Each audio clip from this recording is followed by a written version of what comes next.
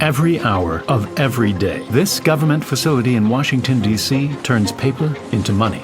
In order to keep up with demand, these machines are running 24/7, pumping out more than $500 million into the U.S. economy every day. But this is only a tiny fraction of how much money is really made. Most of our money exists digitally, and this number currently goes up by more than $4 billion every day. But where does all of this money come from? Before it ever reached your bank account, it changed hands countless times, passing through people, governments, and businesses, all after being simply typed into existence on a computer.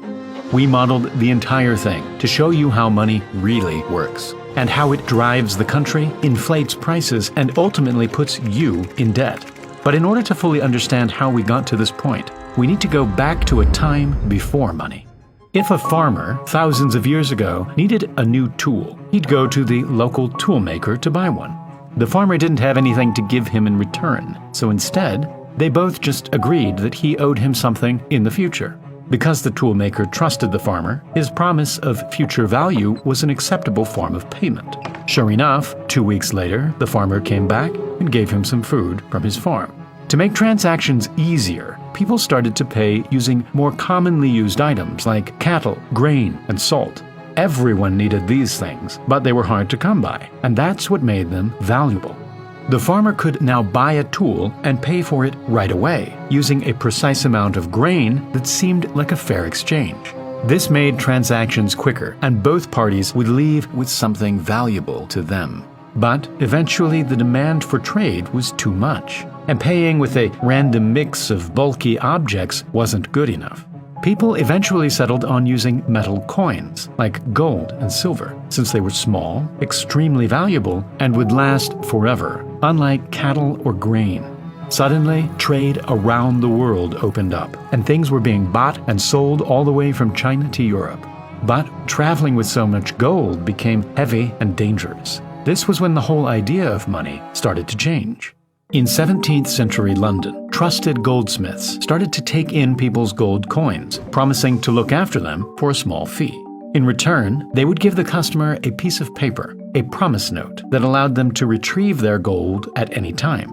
The key to this piece of paper was that the customer could go to any goldsmith in any town and claim back that exact amount of gold. The paper itself had no intrinsic value, but it became as good as gold. The notes were so convenient that people started simply exchanging them to buy and sell things.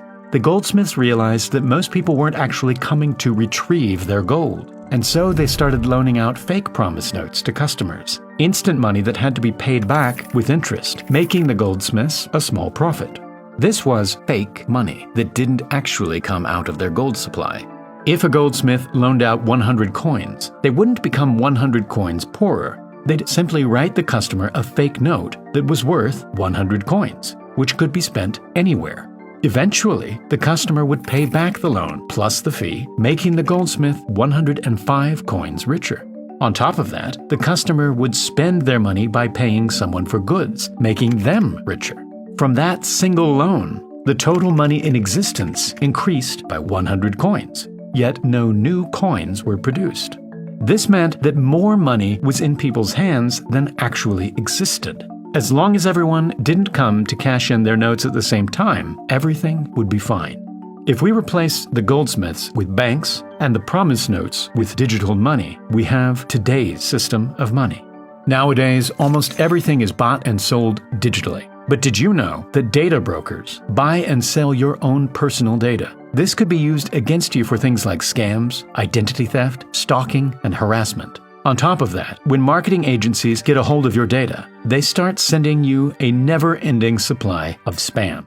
The good news is that you have the right to protect and remove your personal info. All you need to do is sign up with Delete Me, today's sponsor, and they start searching and removing your personal details from hundreds of data brokers.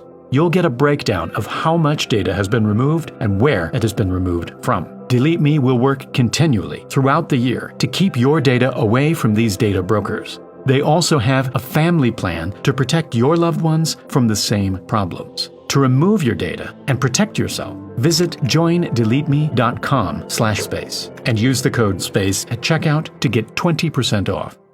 When the 17th century goldsmiths started handing out fake money, it had a profound effect on the economy. Before, no new money could enter the system, and so the money that did exist was simply passed around in a cycle whenever a transaction was made. But this system had a major flaw.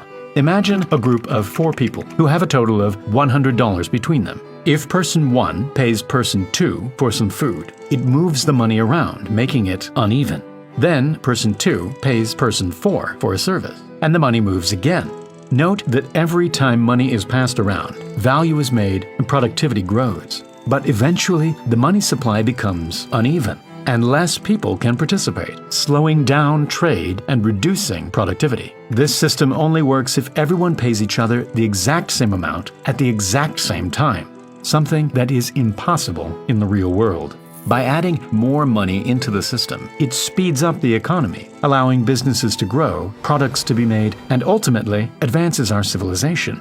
And so, a constant flow of new money is crucial in our current system. But how is this actually done? We think of banks as places that store our money and keep it safe. But that's not really what's going on. When you give a bank your money, they are in debt to you. The numbers you see in your bank account aren't real wads of cash sitting in a vault. They are simply promise notes, showing that the bank owes you money and that you can claim it back whenever you want. A loan is the exact same, but in the opposite direction. When banks lend us money, we are in debt to them, and we have to pay them back. This is where money really gets made.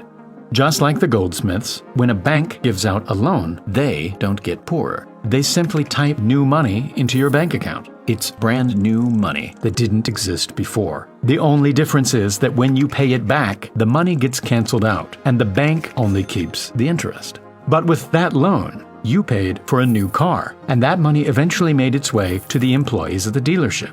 Then they spent that money, and it continued to create hundreds of new transactions, powering businesses, creating new technologies, and providing us with food. All of this value and productivity would never have happened if new money hadn't entered the system. The problem is that productivity doesn't necessarily increase when we create new money, and that can cause inflation. If society starts producing fewer goods, but more money is added into the system, prices will go up, since there is more competition for fewer goods. Because of this, banks have to limit how much money they create. In the past, they could only lend out a portion of the actual cash they had in their backup supply. Nowadays, though, banks have almost complete freedom to create as much money as they like. If they are running low on backup money, they can simply go to the central bank and ask for more money. And that's where things get ridiculous. To create new money, the government creates a bond, which is essentially a loan that provides a steady income. Banks, corporations, and foreign countries buy these bonds from the US government, and this influx of money goes toward the government's budget. The government uses this money to pay companies and people, and it eventually makes its way back to the banks. The problem is, the US government almost always spends more money than it makes, so it is constantly in debt to those that buy bonds. In order to pay for that debt, it uses the taxpayers' money. Last year, the government spent almost $7 trillion, but your tax money wasn't enough to pay for this. And so the government had to create new bonds to receive more money, putting it further in debt, and the cycle continues. As crazy as it sounds, this system of adding more money through debt is how most of the world operates. It isn't necessarily a bad system. It's just not running anywhere near maximum efficiency. If banks created money for more productive things, like businesses, education, and infrastructure, all of this money going into the system could give us higher returns in the long run. And now, time for the Primal Space giveaway. The winner of the previous giveaway is Kristen. Congrats!